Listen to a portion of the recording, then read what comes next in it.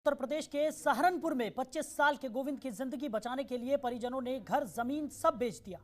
घर की कीमती सामान तक बिक गए, लेकिन अभी तक गोविंद को दुर्लभ बीमारी से निजात नहीं मिली है। अब परिजनों ने सरकार से मदद की गुहार लगाई है। ये रिपोर्ट देखिए।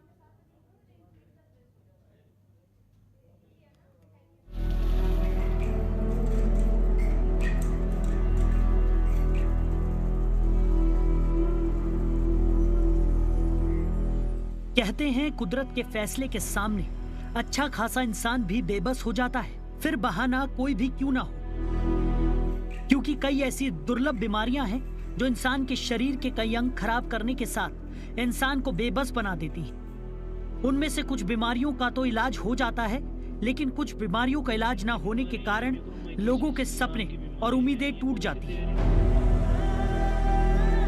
ऐसा ही एक घातक बीमारी का मामला उत्तर प्रदेश के सहारनपुर से सामने आया।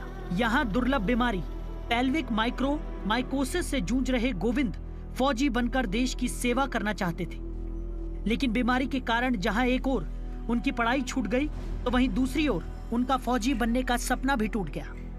परिजनों ने गोविंद के इलाज में घर गिरवी रख दिया।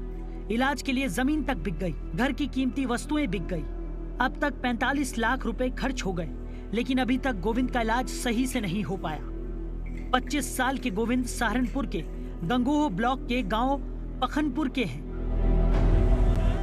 जिनको अब सरकार से आस है कि सरकार उनकी मदद करे, जिससे वो बिल्कुल ठीक होकर अपने सपने को साकार कर सके।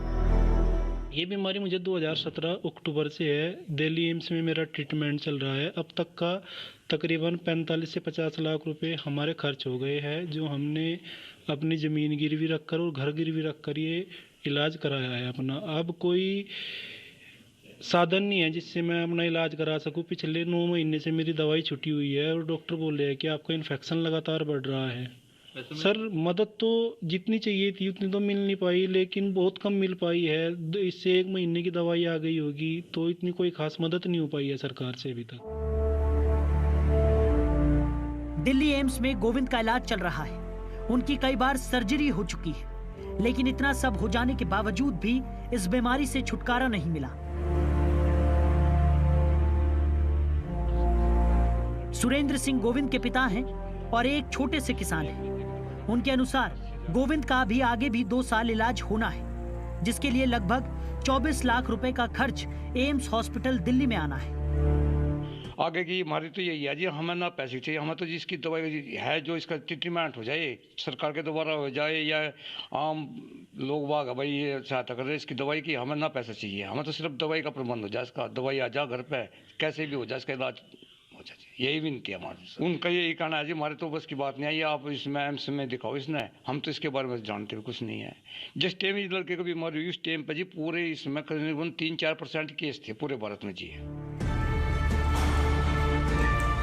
गोविंद हर दिन दरवाजे पर खड़ा होकर टकटकी लगाए उम्मीद भरी निगाहों से सिर्फ यही देखते हैं कि शायद कहीं से कोई उम्मीद की किरण नजर आए। फिलहाल परिजन किसी तरह अपने युवा बेटे का जीवन बचाने के जद्दोजहद में लगे हैं और सरकार से इसी आस में हैं कि इस बीमारी के इलाज के लिए सरकार उनकी मदद करे, जिससे गोविंद फिर से अपने पैरों पर खड़ा होकर अपने सपने को साकार कर सके। सहारनपुर से योगेश आर्य की रिपोर्ट, जनतंत्र टीवी।